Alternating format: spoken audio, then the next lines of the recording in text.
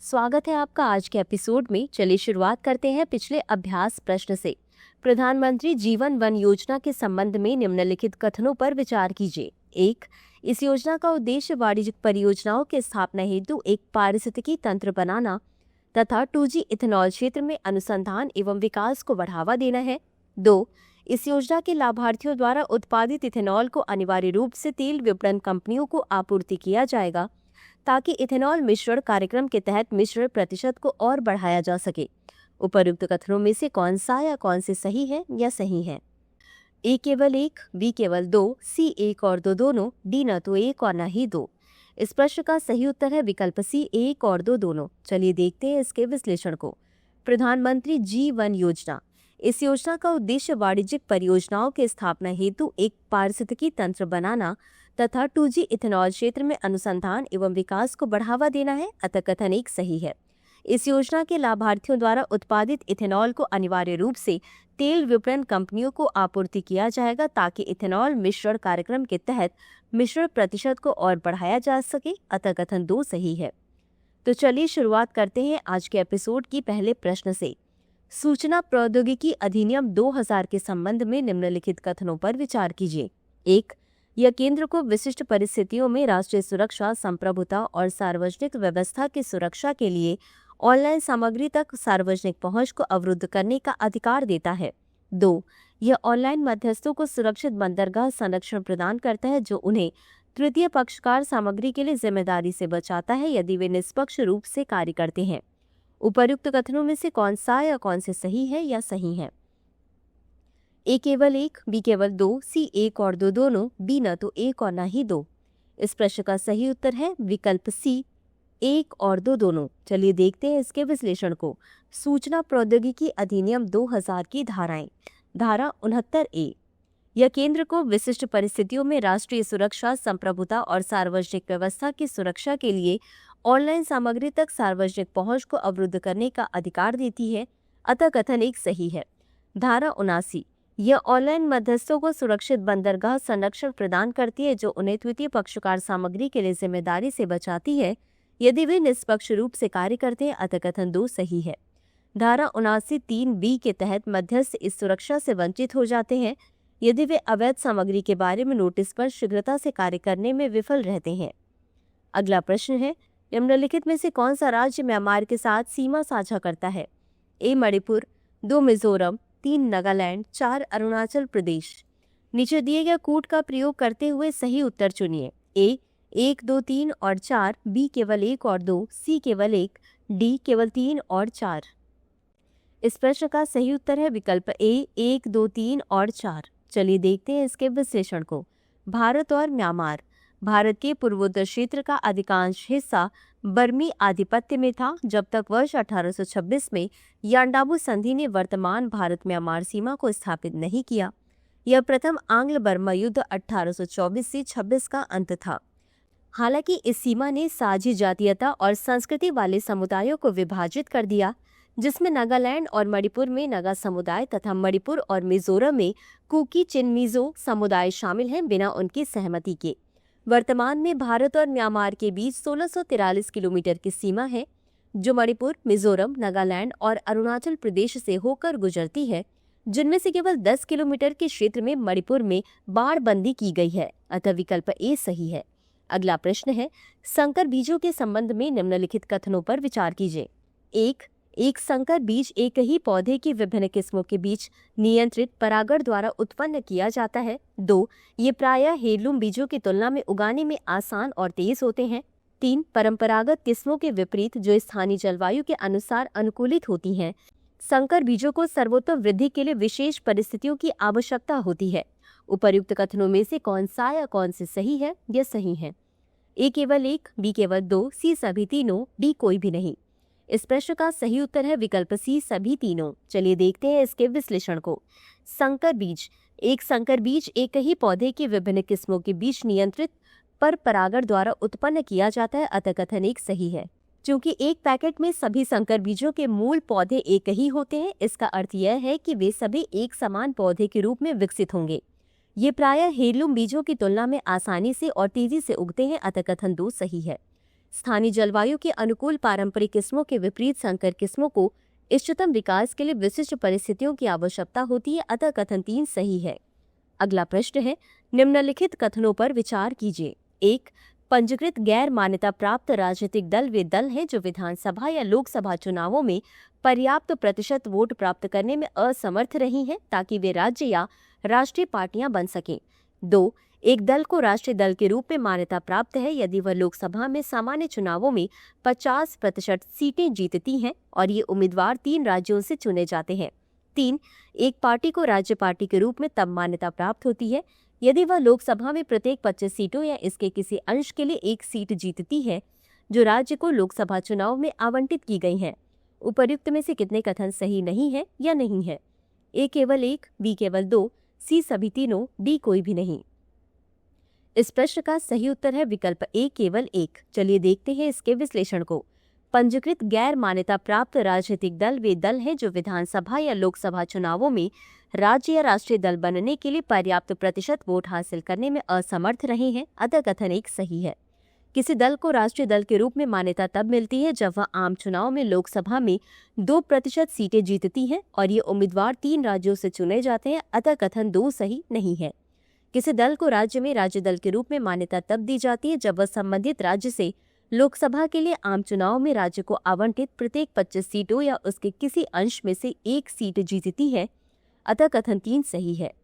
अगला प्रश्न है, तरलता कवरेज अनुपात के संबंध में निम्नलिखित कथनों पर विचार कीजिए। 1. LCR एक अनुपात है जो वित्तीय संस्थाओं द्वारा धारित उच्च गुणवत्ता वाली तरल परिसंपत्तियों के अनुपात को मापता है। 2. LCR को वर्ष 2008 के वैश्विक वित्तीय संकट के बाद बेसल III सुधारों के भाग के रूप में पेश किया गया था। 3. LCR के कारण बैंकों के पास अधिक नकदी हो सकती है, ये न्यून ऋण जारी कर सकते हैं जिससे आर्थिक विकास धीमा हो सकता है। उपर्युक्त में से कितने कथन सही नहीं है या नहीं है? ए केवल 1, बी केवल 2, सी सभी तीनों, डी कोई भी नहीं। इस प्रश्न का सही उत्तर है विकल्प डी कोई भी नहीं। चलिए देखते हैं इसके विश्लेषण को। तरलता कवरेज अनुपात या LCR यह एक अनुपात है जो वित्तीय संस्थाओं द्वारा धारित उच्च गुणवत्ता वाली तरल परिसंपत्तियों के अनुपात को मापता है, अतः कथन 1 सही है। LCR को वर्ष 2008 के वैश्विक वित्तीय संकट के बाद बेसल III सुधारों के भाग के रूप में पेश किया गया था, अतः कथन 2 सही है। LCR एक निवारक उपाय है जो वित्तीय संकट के दौरान बैंक के लिए फायदेमंद हो सकता है। LCR के कारण बैंकों के पास अधिक नकदी हो सकती है, ये न्यून ऋण जारी कर सकते हैं जिससे आर्थिक विकास धीमा हो सकता है, अतः कथन 3 सही है। अगला प्रश्न है, निम्नलिखित कथनों पर विचार कीजिए। 1. कॉलेजियम प्रणाली भारत के संविधान में स्पष्ट रूप से उल्लेखित नहीं है। 2. अनुच्छेद 124(2) और 217(1) क्रमशः सर्वोच्च न्यायालय और उच्च न्यायालयों के न्यायाधीशों की नियुक्ति से संबंधित हैं। 3. SC के कॉलेजियम की अध्यक्षता भारत के मुख्य न्यायाधीश करते हैं और इसमें 4 अन्य वरिष्ठतम न्यायाधीश शामिल होते हैं। उपर्युक्त कथनों में से कौन सा या कौन से सही है या सही है? ए केवल 1, बी केवल 2, सी सभी तीनों, डी कोई भी नहीं। इस प्रश्न का सही उत्तर है विकल्प बी केवल 2। चलिए देखते हैं इसके विश्लेषण को। कॉलेजियम प्रणाली भारत के संविधान में कॉलेजियम प्रणाली शब्द का उल्लेख नहीं है, अतः कथन 1 सही नहीं है। न्यायाधीशों की नियुक्ति की कॉलेजियम प्रणाली सर्वोच्च न्यायालय के 3 महत्वपूर्ण फैसलों अर्थात प्रथम, द्वितीय और तृतीय न्यायाधीश मामले के माध्यम से विकसित हुई। हालांकि संविधान में कॉलेजियम प्रणाली का उल्लेख नहीं है, लेकिन इन तीनों मामलों में अनुच्छेद 124(2) और 217(1) की भाषा पर बहस हुई जो क्रमशः सर्वोच्च न्यायालय और उच्च न्यायालयों में न्यायाधीश की नियुक्ति से संबंधित है, अतः कथन 2 सही है। SC के कॉलेजियम का नेतृत्व मुख्य न्यायाधीश करते हैं और इसमें 4 अन्य वरिष्ठतम न्यायाधीश शामिल होते हैं, अतः कथन 3 सही है। अगला प्रश्न है, कार्बन सीमा समायोजन तंत्र या CBAM के संबंध में निम्नलिखित कथनों पर विचार कीजिए। 1. यह एक नीतिगत उपकरण है जिसका उद्देश्य कार्बन उत्सर्जन को कम करना है, यह सुनिश्चित करके कि आयातित वस्तुओं पर वही कार्बन लागत लागू हो जो यूरोपीय संघ के भीतर उत्पादित वस्तुओं पर होती है। 2. CBAM यूरोपीय संघ की फिट फॉर 55 इन 2030 पैकेज का हिस्सा है, जो यूरोपीय जलवायु विनियम के अनुसार वर्ष 1990 के स्तरों की तुलना में वर्ष 2030 तक ग्रीन हाउस गैसों के उत्सर्जन को कम से कम 55% तक कम करने की योजना है। उपर्युक्त कथनों में से कौन सा या कौन से सही है या सही है? ए केवल एक, बी केवल दो, सी एक और दो दोनों, डी न तो एक और न ही दो। इस प्रश्न का सही उत्तर है विकल्प सी, एक और दो दोनों। चलिए देखते हैं इसके विश्लेषण को। कार्बन सीमा समायोजन तंत्र या CBAM यह एक नीतिगत उपकरण है जिसका उद्देश्य यह सुनिश्चित करके कार्बन उत्सर्जन को कम करना है ताकि आयातित सामान यूरोपीय संघ के भीतर उत्पादित उत्पादों की समान कार्बन लागत के अधीन है। अतः कथन एक सही है। CBAM fit for 55 in 2030 package का हिस्सा है, जो यूरोपीय जलवायु विनियम के अनुरूप वर्ष 1990 के स्तर की तुलना में वर्ष 2030 तक ग्रीन हाउस गैस उत्सर्जन को कम से कम 55% करने की यूरोपीय संघ की योजना है। अतः कथन दो सही है।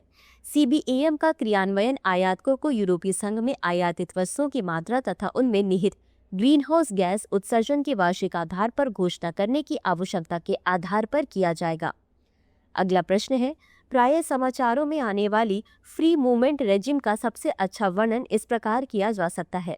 ए, म्यांमार के लिए भारत की एक्ट स्थिति के तहत एक तंत्र बनाया गया है जो बिना वीजा के 16 किलोमीटर तक सीमा पार आवागमन की अनुमति देता है। बी, भारतीय नागरिकों के लिए 10 आसियान देशों में वीजा फ्री यात्रा की पहल।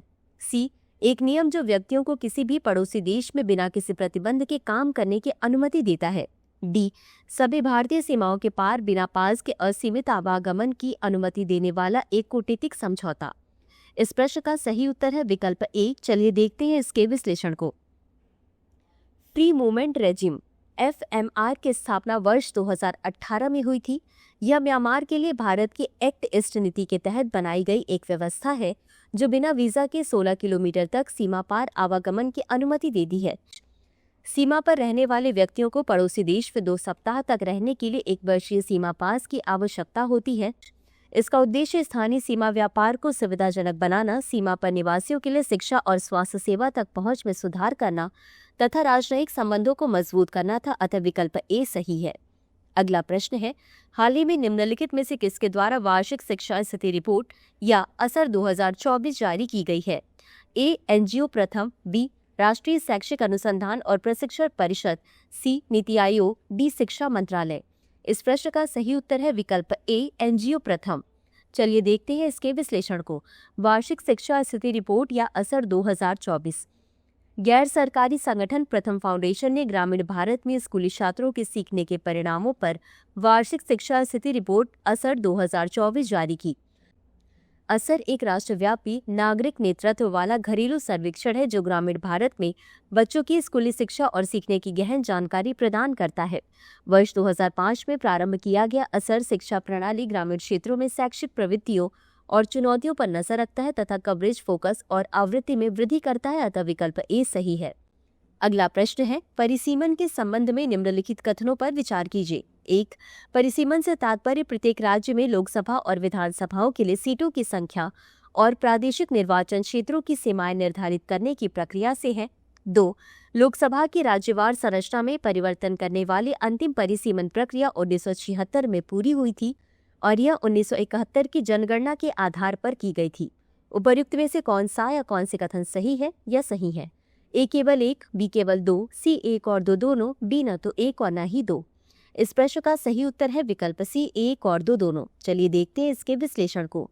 परिसीमन का अर्थ है लोकसभा और विधानसभाओं के लिए प्रत्येक राज्य में सीटों की संख्या और प्रादेशिक निर्वाचन क्षेत्रों की सीमाएं तय करने की प्रक्रिया। अतः कथन एक सही है। लोकसभा की राज्यवार संरचना को बदलने वाला अंतिम परिसीमन कार्य 1976 में पूरा हुआ था और 1971 की जनगणना के आधार पर किया गया था। अतः कथन 2 सही है। तो इसी के साथ अंत में देखते हैं आज के अभ्यास प्रश्न को। भारतीय दिवाला एवं शोधन अक्षमता बोर्ड या IBBI के संबंध में निम्नलिखित कथनों पर विचार कीजिए। 1. IBBI भारत में दिवालियापन कार्यवाही की देखरेख करने वाले नियामक प्राधिकरण के रूप में कार्य करता है। 2. IBBI के अध्यक्ष और 3 पूर्णकालिक सदस्य सरकार द्वारा नियुक्त किए जाते हैं और वे वित्त, कानून और दिवालियापन के क्षेत्रों के विशेषज्ञ होते हैं। उपर्युक्त में से कौन सा या कौन से कथन सही नहीं है या नहीं है? ए केवल एक, बी केवल दो, सी 1 और 2 दोनों, डी ना तो 1 और ना ही 2। इस प्रश्न का उत्तर कमेंट बॉक्स में जरूर दें। आज के लिए बस इतना ही। धन्यवाद। डियर व्यूअर्स, अपने एग्जाम की तैयारी को और बेहतर करने के लिए हमारे चैनल को लाइक, शेयर और सब्सक्राइब करना न भूलें।